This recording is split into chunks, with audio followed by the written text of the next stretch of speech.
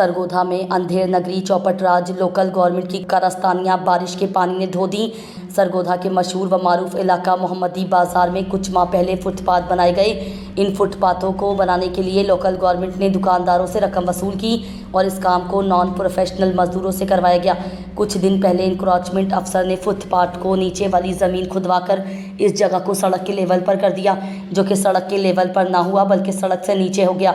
कल रात वाली बारिश ना सिर्फ फुटपाथ को ज़मीन बोस कर दिया बल्कि दुकानदारों के करोड़ों रुपए को चूना भी लग गया। लोकल गवर्नमेंट की जानिब से जब इस काम को करवाया जाना था तो इस वक्त कोई सर्वे नहीं करवाया गया, बल्कि मन मर्जी से आए और दुकानदारों से रकम वसूल की और ठेकेदार को बुलाकर काम सौंप दिया। बारिश ने इंतज़ामिया की कारकर्दगी का पोल खोल कर रख दिया।